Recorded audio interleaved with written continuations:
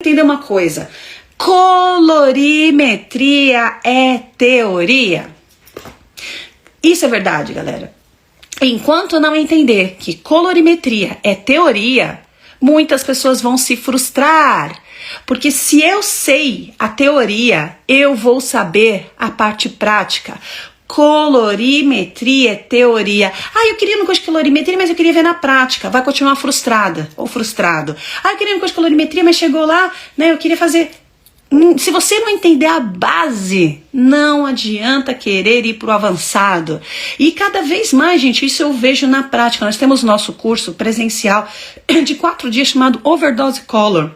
E você quer saber? Assim, a gente sabe que algumas pessoas saem frustradas porque a gente faz uma certificação extra. Certificação extra não é a certificação que inclui dentro do curso, ou seja, um certificado do Overdose Colors, mas a gente tem um outro certificado que é o de colorista, que só passa quem tiver a média mínima que a gente determinou para poder ser um colorista certificado.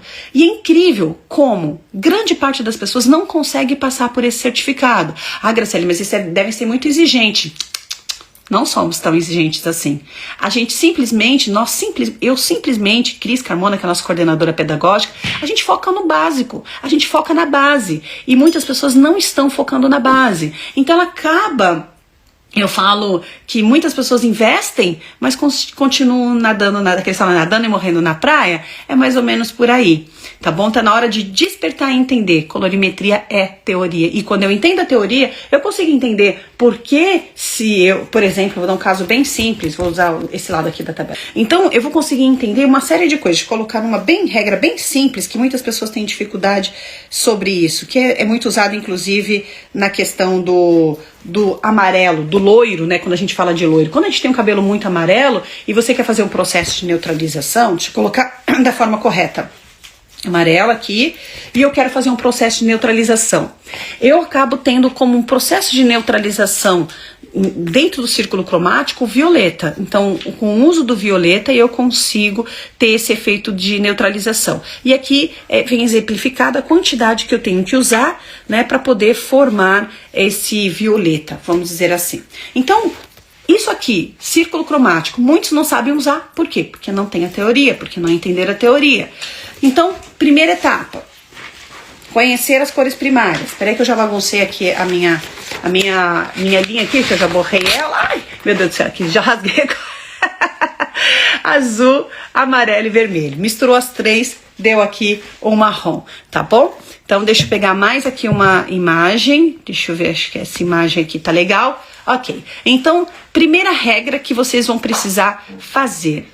A gente precisa, eu vou precisar fazer esse exercício bem simples, bem simples. Eu preciso ter pelo menos 3 guaches e já começar a entender de fato a cor. Mas eu já estudei guache, Gra, e eu não consegui entender. Porque você está pensando em guache, você não está pensando em cabelo. É porque você não está pensando no guache como uma coloração.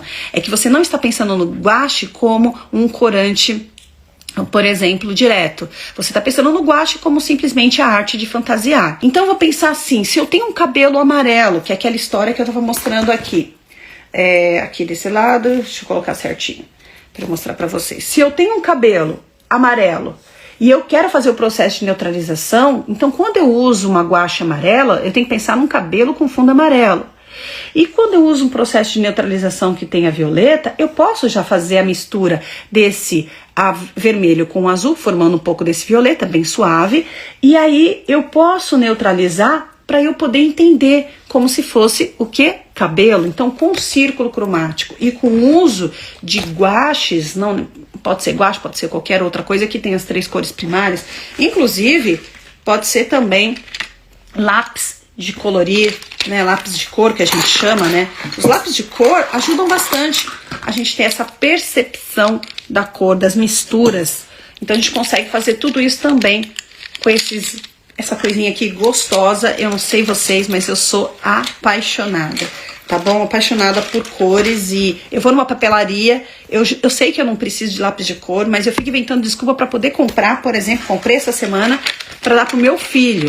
que ele gosta de colorir, gosta de desenhar. Mas eu sempre estou inventando uma desculpa para poder comprar canetinha e lápis de cor. Não pelo meu filho, que é uma mentira. É por mim, porque eu gosto da cor. Eu sei que muitas pessoas também são assim. Se a gente conseguir, mais uma vez, entender verdadeiramente a base, usar os conceitos, a teoria das cores primárias, pensando o tempo inteiro em cabelo, pensando o tempo inteiro em colorações oxidativas, pensando em endocorantes ou até mesmo em corantes direto, vai haver uma transformação, uma chavinha aqui, ela vai se ligar. Por quê? Porque quando eu vou misturar, uma coisa bem simples que a gente fez, por que a gente considera os cabelos naturais uma cor terciária? Os cabelos naturais são considerados uma cor terciária justamente porque nós temos ali a mistura de eumelanina e feomelanina. Quem acompanhou a maratona que nós fizemos de tricologia, nós falamos muito sobre isso. Nós falamos muito sobre a formação da eumelanina, feomelanina, a formação do melanócito, falamos da melanócitos, enfim, como é que forma a cor e da onde vem essa formação da cor. Preciso entender sobre da tricologia, a estrutura da formação da cor, e entender que os cabelos castanhos, os nossos cabelos são, ou melhor, é uma cor terciária, certo? Então, quando é que a gente fala que a cor é bonita? Não estamos falando de cor fantasia, que é o nosso propósito na maratona, é cor fantasia. Mas, na parte da colorimetria, a gente acha uma cor bonita quando a gente tem uma cor neutra. O que é neutro? Vocês já viram aqui, neutro é aproximar do marrom. Então, isso é uma cor terciária. O marrom é uma cor terciária. Então, essa cor terciária é o que a gente quer muitas vezes no loiro. É o que a gente quer numa outra, que a gente quer num outro processo. A gente quer aproximar de uma cor neutra. Então, loiro, a gente não quer um loiro nem amarelo, mas a gente não quer um loiro azul, mas a gente não quer um loiro cinza. A gente quer um loiro neutro. Então, o que é um loiro neutro? Um loiro neutro é que tem equilíbrio dessas matizes. Mas aí é que tá, Graciela, agora eu tô entendendo por que eu faço tanto erro na parte dos coloridos, porque sem perceber a gente aprendeu a vida inteira a neutralizar, a gente aprendeu a vida inteira a misturar as cores para chegar na neutralidade. Só que quando a gente trabalha com colorido, eu não posso chegar na neutralidade, eu não posso fazer uma cor complementar, que agora o sol saiu daqui, não dá para ver mais o marrom, porque agora ficou um pouco mais escuro, então já não posso mais. Se eu fizer o processo de neutralização, juntar as 3 matizes, eu vou chegar numa cor super indesejada. Então não vai ser legal, não vou conseguir ter esse efeito que eu espero para poder formar uma cor viva, para poder formar uma cor, por exemplo, como de um círculo cromático. Para eu trabalhar com as cores que a gente chama de análogas, né, ou policromia, ou até mesmo a monocromia, que é uma escala de uma única cor, eu não posso de forma alguma fazer a complementação, eu não posso fazer as cores complementares, eu não posso fazer o processo de neutralização.